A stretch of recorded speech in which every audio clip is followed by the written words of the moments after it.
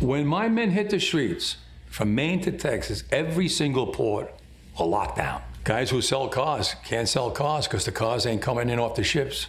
Malls start closing down. Construction workers get laid off because the materials aren't coming in. I will cripple you. The ILA Longshoremen union strike is not about money. They want you to believe it's all about money because they can get more support from the public if it's about wages, because people relate to wages. What it's really about is automation. According to the BLS, the average longshoreman makes about $20 to $25 an hour. However, when you compare that to ZipRecruiter, it shows it lower at about $21 an hour. But both of those get blown out of the water when you look at the current East Coast Union contract. It says the top earners could earn up to $39 an hour.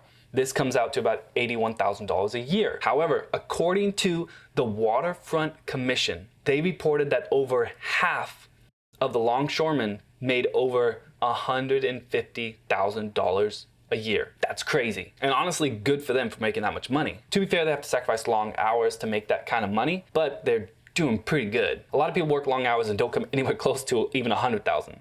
As I said, under the current longshoreman contract, the top earners make $39 an hour, and they've been asking for a $5 an hour raise for the new contract, which would put them at about $69 an hour at the final year of the contract, which is a 77% increase. The Maritime Alliance had already agreed to a contract saying they would pay them 50% more, which would come out to $57 an hour at the end of the contract. But the union declined it. And according to this New York Times article, they support the $150,000 a year claim by saying that a longshoreman's income can exceed over $200,000 a year. But again, it mentions they have to work long hours to get that. But like I said before, most people, $200,000 a year is unattainable. So they want you to think it's about wages, but it's not. The employers push automation, and automation cannot outperform the skilled men and women of the ILA. The true purpose is automation. What they're worried about is losing their good livelihoods to robots. And I understand that. Nobody wants to be put out of a job. But the problem I have, and this is a problem I see with a lot of people, is they will restrict innovation and technology at the sake of saving people's jobs. Do I agree that we should just cut everyone's jobs and replace it with AI and automation? Yes, I do. But we don't just kick them to the curb and say, you sacrificed your time, your energy, you invested in this company, and now you're nothing to us and we just throw you away. No, they invested in learning about the company, learning about the skill, learning about the job. And if you're gonna take that away from them, you need to invest in them and give them an opportunity to learn something else. You need to put them in some kind of schooling program, or you don't just kick people out of the jobs and just now those jobs are lost. We already saw what happened with COVID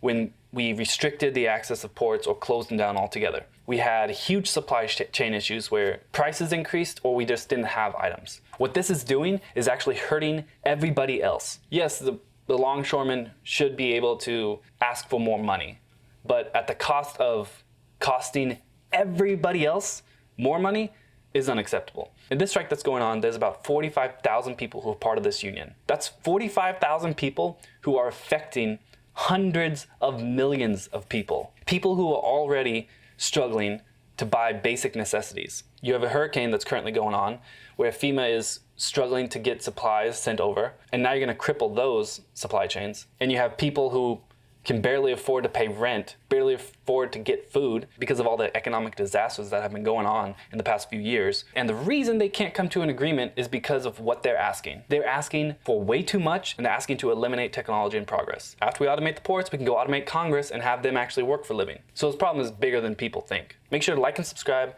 comment down below whether you think automation is a good thing or a bad thing. I'd like to hear your thoughts, and comment whether you agree or not with the union strikes that's going on.